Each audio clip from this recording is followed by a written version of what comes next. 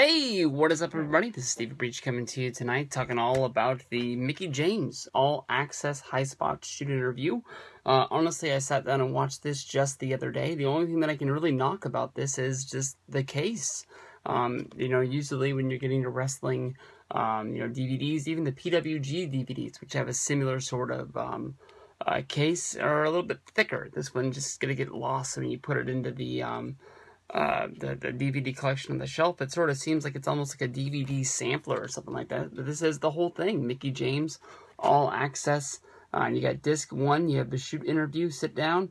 Disc 2, you have some bonus matches and a concert that she filmed. I believe she filmed in Charlotte, if I remember right. But this was, I can't remember what year this actually came out, but this is a few years old. I think this was on sale at WrestleMania 30, so maybe a lot of this to get taken care of around WrestleMania 29. Actually, I know it got shot after WrestleMania 29. She has a sit-down interview talking about being a part of the TNA roster, and she was sort of told, do not appear at the main event of, well, not the main event, I apologize, but at the Hall of Fame for Trish Stratus's speech, even though she really wanted to be there. She was sort of hurt that she didn't get a chance to be there. But this talks all about Mickie James growing up being a wrestling fan in Virginia. Basically, she was a big-time supporter of horses. That was a big part of her life, was having horses on her farm and taking care of them. But she became a real wrestler, and she went out on the independents, and she became one of the best women's wrestlers there was out there, actually being a real women's wrestler. She sort of got into the business as the business was sort of semi-changing. Instead of being somebody who actually got onto the mat and wrestled around and took bumps, it mostly went into being about models and looking good. And in my opinion, Mickie James is one of the best looking divas they've ever had in WWE, because she was one of the girls that actually could do the swimsuit shoots, and she could also get into the ring and she could work. She was very attractive, and she was always one of my all-time favorite divas. Most people think about Mickie James when she got into WrestleMania 22, when she did her first big angle with Trish Stratus, which is probably one of the biggest women's storylines in all of WWE's history, with, of course, Mickie James coming in, being the big, fan of Trish Stratus. She was achieving her dream to, live and work next to her hero, being Trish, someone who made women's wrestling bigger in WWE. And then once she gets there, she just takes the fandemonium to the next step, and it almost becomes basically a lesbian angle of Trish falling in, or I apologize, the other way around, Mickie James falling in love with Trish and pushing the storyline to, giving her a kiss, and that, builds to them finally. Trish turns her back on Mickie James. Mickie James takes that and takes the championship from her at WrestleMania.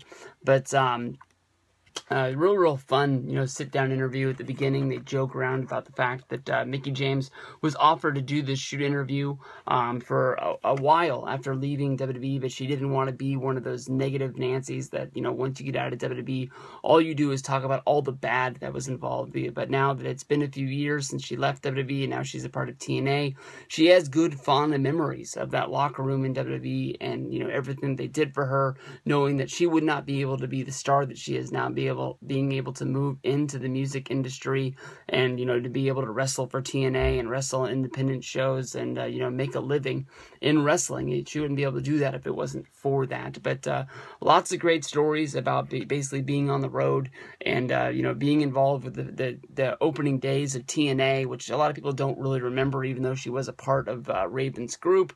She loves to brag about the fact that she's the only woman besides for... oh shit, the girl from, oh damn, I can't remember her name, but she was the first woman to ever wrestle in one of the Clockwork Orange matches, which is basically a huge hardcore match, which is built around Raven, back in the early days when they had the group called The Gathering. But basically, TNA gave her the call, saying that, they wanted to sign her to a deal, but, her dream was always to go to WWF, so she turned around and called WWF and said, look, they're trying to make me an offer. Basically a lot like what Seth Rollins did when he talked about it on the Seth Rollins and the Shield documentary, which was on the WWE Network, which is also on on Blu-ray and DVD. You can check that out. But she basically called and said, I want to work for you guys. What can you do? From there, basically, WWE signed her and sent her to Ohio Valley. Something that, she was really anxious to do because she wanted to move up, but she was very heartbroken about having to leave her horses behind and having her mom and dad have to care for her horses, which were in Virginia. And she talks about, basically getting to the point of, having so many things tossed her way. This is what's going to happen. And so many, forgotten about promises, just being left behind, and then finally writing her own storyline out and passing it along, and then basically having to go into a room with Vince McMahon and say, Vince, I heard that you liked my storyline. And Vince said, can you do it? And she said, yes, I'm the girl that can act this out. It was her deal. She wrote the whole thing out, but surprise, surprise, it didn't involve Trish Stratus when she wrote it. It originally involved Lita, who was one of her favorite wrestlers at that time and a big inspiration to her getting to achieve her dream of being in the WWF. But it was Vince's idea to switch it from Lita to being Trish, which I think gave it a more of an appeal because Trish was a more fan favorite in my opinion, than Lita was. Lita did have her group of fans, but I think the Trish, it doesn't matter if it's babyface or heel, always was looked at as more of a bigger draw for everything that went down. They talk about a lot of things in WWF and WWE. They talk about the fact that in 2009, they started the feud with Laycool, where they started calling her Mickie James. And she did say that these were kind of low blows. She didn't blame, Layla. She didn't blame Michelle McCool. She blamed the writing staff. But she did say that, honestly, in her own opinion, she had sort of let herself go. No longer she was on the road and she was not training 5 days a week. She wasn't putting in as much effort as she could have. Maybe it's her own way of saying that, she had sort of taken her head out of the game and she was looking for some way to get out, escape. So many times you hear wrestlers, complain about the fact they never got injured, so they never got any time off. So they were always working television. They were always working pay-per-views. They always working house shows. They didn't have any time at home. Maybe, Mickie James would have stayed with WWE longer if she ever would have had that, sort of time off of being there. But she talks about when she did finally get her release from WWE, which I believe would be in 2010.